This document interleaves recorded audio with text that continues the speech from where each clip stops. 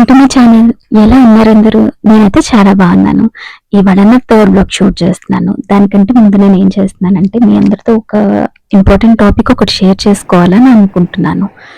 And నా voice ఇప్పటికీ కొంచెం భయంగాను, ఎలా చేస్తానో ఏంటో అన్న టెన్షన్తోనే ఈ వాయిస్ ఓవర్ చేస్తున్నాను.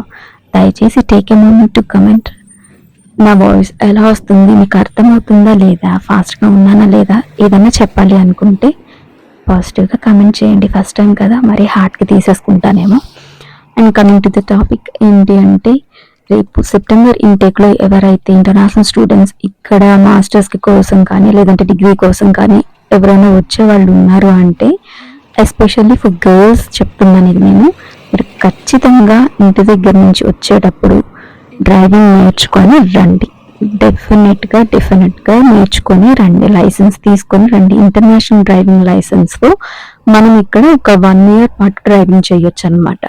సో తెలియని వాళ్ళ కోసం ఎవరైనా ఉంటే చెప్తున్నాను నేను. అంటే why should boys be back off fun అని చెప్పేసి మనం అనుష్కది స్కూటీ రైడ్ చేసే యాడ్ ఒకటి చూసాము. మీలో ఎంతమందికి గుర్తుందో నాకు తెలీదు. College days or maybe school డేస్లోనూ నాకు తెలియదు, కానీ అప్పుడు పెద్దగా పట్టించుకోలేదు. ఇవాళ రేపు ఎందుకో రోజు యాడ్ బాగా గుర్తొస్తూ ఉంటుంది అనమాట. ఎందుకు అంటే, కార్ కావాలి అంటే హస్బెండ్ ఉండాలి, లేదా ఎవరైనా తెలిసిన వాళ్ళు ఉండాలి, లేదా పరిచయమైన అయ్యే బ్రదర్స్ ఎవరో ఒకళ్ళు ఉండాలి. జీపీకి వెళ్ళాలి, హాస్పిటల్కి వెళ్ళాలి అంటే చాలా ఇబ్బంది అయిపోతుంది. పబ్లిక్ ట్రాన్స్పోర్టేషన్ తీసుకొని బస్ స్టాప్కి వెళ్ళి, ఇక్కడ నుంచి ఏదో ఒక బస్ తీసుకుని బస్ స్టాప్కి వెళ్ళి బస్ స్టాండ్ నుంచి మళ్ళీ ఆ నెంబర్ ఏంటో కనుక్కొని ఎంత గూగుల్లో చెక్ చేసుకుని వెళ్ళినా అన్నిసార్లు అంత కంఫర్టబుల్ కాదు కదా. తెలిసి వెళ్తే విల్ బి కాన్ఫిడెంట్. తెలియకుండా వెళ్తున్నాము, చేస్తున్నాము ఏదన్నా పని అంటే డెఫినెట్గా ఒక భయము బెరుకు అనేది ఎవరికైనా ఉంటుంది, బాయ్స్కైనా గర్ల్స్కైనా. సో స్పెషల్గా ఫర్ గర్ల్స్ చెప్తుంది ఏంటి అంటే, డ్రైవింగ్ నేర్చుకొని రండి. ఇంకా చాలు వేరే వాళ్ళ మీద డిపెండ్ అయింది. మనని మనం బిలీవ్ చేసుకుని నేర్చుకుని వెళ్ళాలి. అండ్ పర్టికులర్గా ఏంటి అంటే, ఫ్యామిలీస్ ఉంటే పిల్లలు ఉన్న వాళ్ళు ఉంటారు కదా, ఇప్పుడు హస్బెండ్స్ ఉంటారు. మార్నింగ్ 6 o'clock కానీ లేదా 5 o'clock లేదు అంటే, ఇక్కడ మార్నింగ్ 6 to afternoon 2 లేదా 2 నుంచి నైట్ 10 వరకు అలా షిఫ్ట్ టైమింగ్స్ ఉంటాయి కదా ఇక్కడ యూకేలో.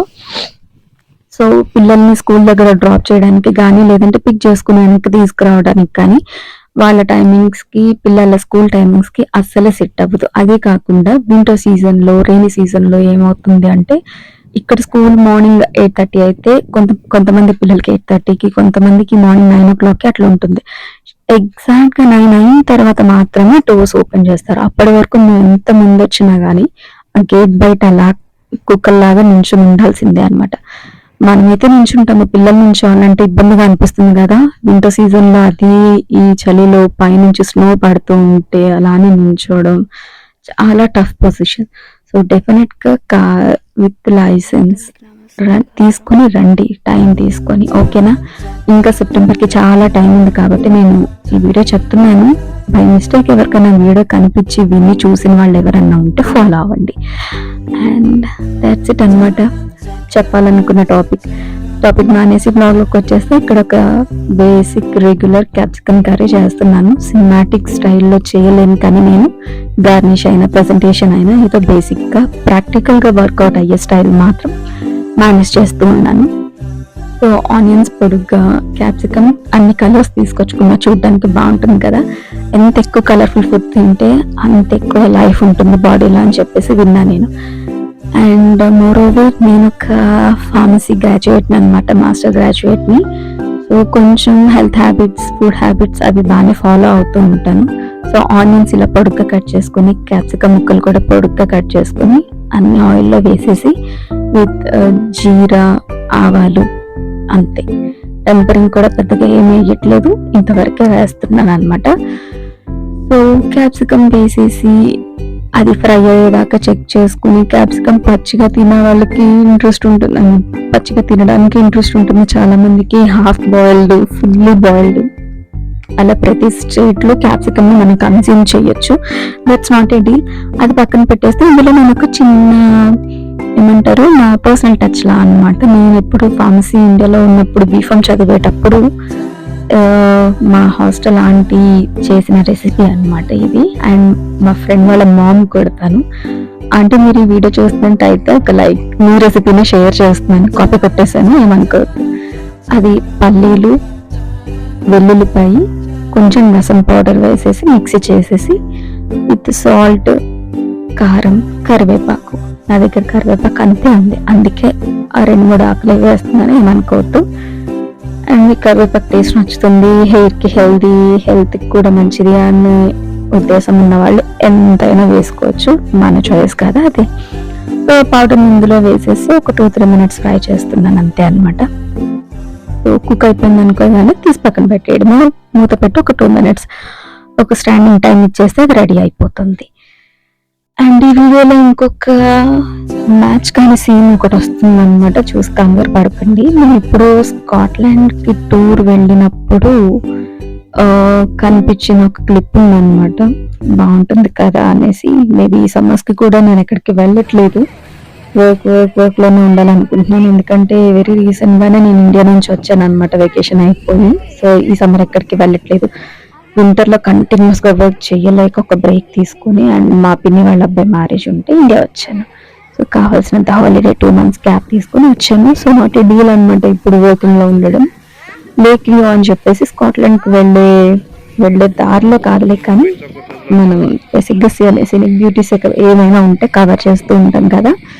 సో అలా లేక్ వ్యూ అనే పాయింట్ నాకు కొంచెం దగ్గర అనమాట. దీన్ని కవర్ చేసిన తర్వాత ఒకరోజు నెక్స్ట్ డే మేము వేరే ప్లేసెస్ చూడడానికి వెళ్ళామన్నమాట. ఇది ఒక ఫైరీలో వాటర్ ట్రిప్ అనమాట. ఇక్కడ నుంచి అక్కడ దాకా ఎండ్ దాకా వెళ్ళేసి మళ్ళీ రిటర్న్ వస్తాం. అక్కడ చూసారా చిన్న చిన్న బోట్స్ కనిపిస్తూ ఉన్నాయి మీకు.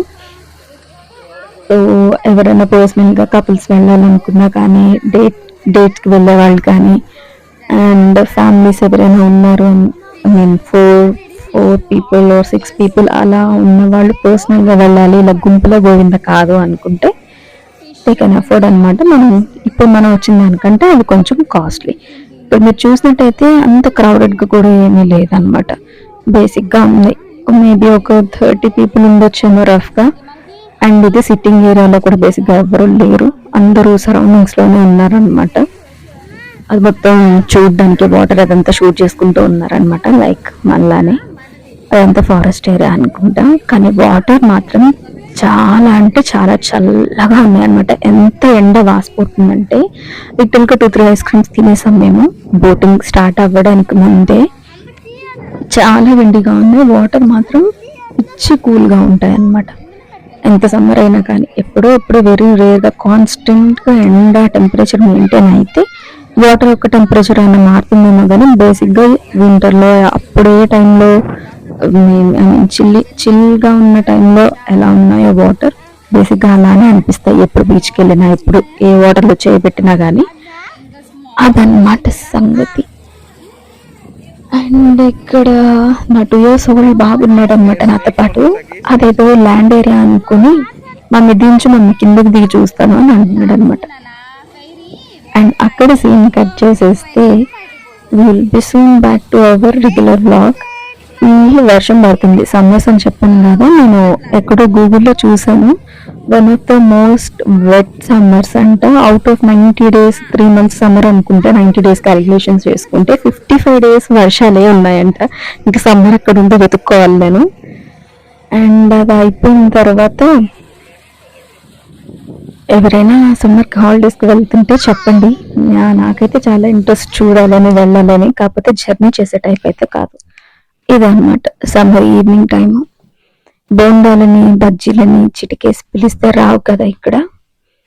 సో దేని పిలవచ్చా అని తీవ్రంగా ఆలోచించి పిజ్జాని పిలిచాను, అది వచ్చింది. సో ఇలా వర్షం పడినప్పుడు వాడేం చేశాడు, పిజ్జా అంటే పిజ్జా మాత్రమే పంపించాడు అనమాట. కచప్ కానీ, మయోనీస్ కానీ, చిల్లీ ఫ్లేక్స్ కానీ, ఆరిగానో కానీ ఇట్లాంటివి ఏమీ ఇవ్వకుండా నువ్వు అడిగింది పిజ్జానే ఇదిగో తీసుకో అన్నట్టు పంపించేశాడు. అదనమాట. ఈ రెసిపీస్ ఇండియా నుంచి ఫోటోస్ షేర్ చేశారనమాట family members. That's it for the day. నా బ్లాగ్ మీకు నచ్చినట్టయితే లైక్ చేసి, షేర్ చేసి, సబ్స్క్రైబ్ చేసుకోండి, నన్ను ఎంకరేజ్ చేయండి. Thank you so much for watching. Bye.